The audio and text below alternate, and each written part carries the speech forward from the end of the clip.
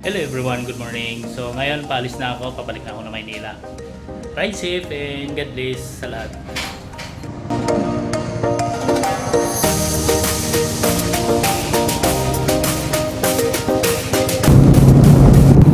At pagkadating ko nga dito sa port ng Masbate, dumaan kagad ako dito sa ticketing office ng Cubs para kumuha ng ticket para sa motor.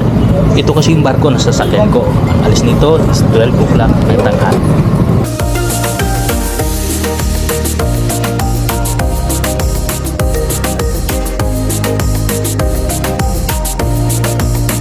At dito tapos na akong kumuha ng ticket para sa motor. Tumas nga pala ang pamasahe para sa motor. Umabot siya ng 750. Dati kasing 650 lang to. Pero libre ng tao dito. At sunod nito papunta naman ako ng port office para magbayad ng terminal pay.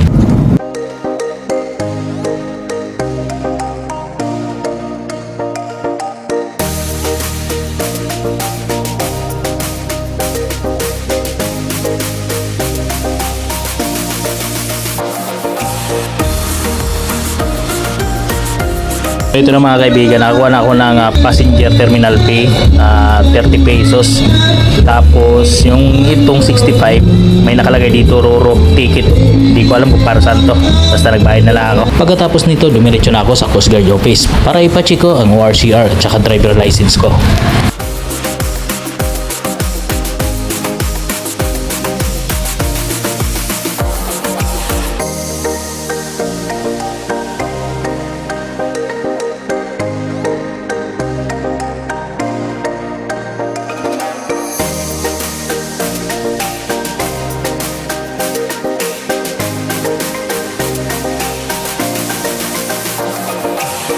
At pagkatapos ko nga dito sa Coast Guard, dumiretso na ako sa barko. Take note pala, sa Coast Guard walang bayad. Depende na rin yun sa'yo kung magbibigay ka. Kasi may lagayan sila doon ng donation.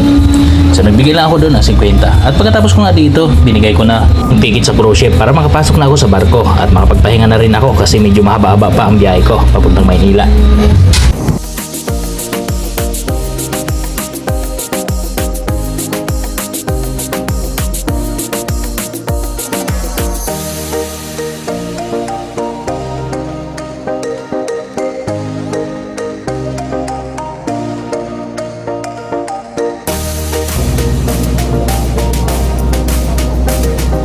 At ito na nga pagpasok ko sa barko. Wala masyadong pasahero kaya ako lang dito pag gusto ako kahit saan akong umupo o humiga. Napaaga kasi ang alis ko sa bahay. 9 o'clock umalis na ako sa bahay. Pagdating ko dito sa Masbate, 10 o'clock nandito na ako. Alas 12 pa ang alis ng barko. Kaya naman naisipan ko umakyat sa taas ng barko para kumuha ng video dito sa port ng Masbate.